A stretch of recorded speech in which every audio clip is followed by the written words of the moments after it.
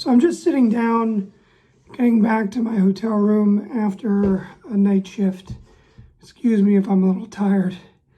But there's something I wanted to talk about with everybody, and that's something pertaining to death. I think that it's more important than ever that we have real conversations about death and dying here in this country, especially now with this new pandemic. We as a country are likely going to have to face the reality of a lot of people dying. I think this is something that a lot of us have not had to deal with for a while. And for myself in medicine, I do happen to notice that there's a large amount of fear and uncertainty when it comes to death, which may not have existed in older generations.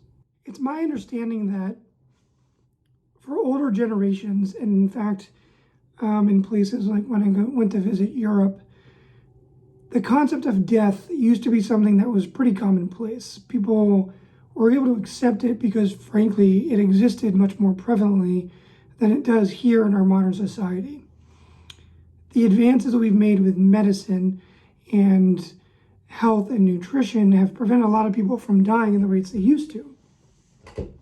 So this has changed the way that we perceive it, and in a lot of ways, the way that we approach it. Obviously, everyone can claim that life has a certain amount of innate value, and the fact that we're making such progress and preventing people from dying and letting them live full lives is really important. The thing that I think is more important to keep in mind, though, is for someone like me going through medical school, when I pledged the oath to do no harm, in my mind, that was not specifically to prevent death. A lot of physicians believe in this notion that they are supposed to be fighting off the enemy that is death.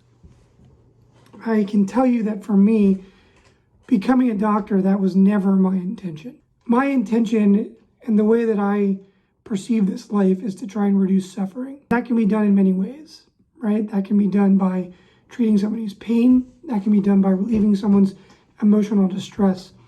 And sometimes that can be diminishing the amount of suffering someone goes through.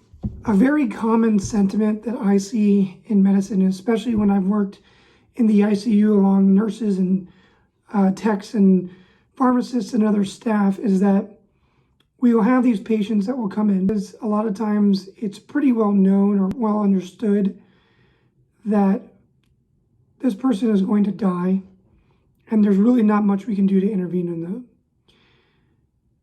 This is something that's hard for us as medical providers and doctors to admit, and it's something that's even harder for us to explain to patients and their families.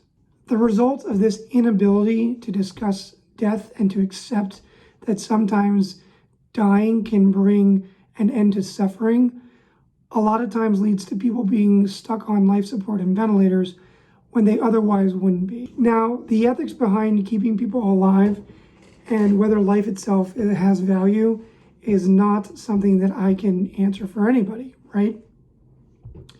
It's a hard ethical issue. There's a lot of factors that need to be considered. All I can say is that I've definitely watched people suffer unnecessarily because they've been kept alive and on life support, sometimes for weeks, sometimes for months, when we knew what the outcome was ultimately going to be, and essentially just acted to prolong their suffering, which has had a large emotional and mental burden on me and the other staff that I worked with. So I suppose the point of this little talk is to try and remind everybody out there the best that I can. When we're going through this tough time and you're seeing loved ones potentially in ICU on life support, kind of lingering, remember that death is a part of life. Death in and of itself may not necessarily be a negative.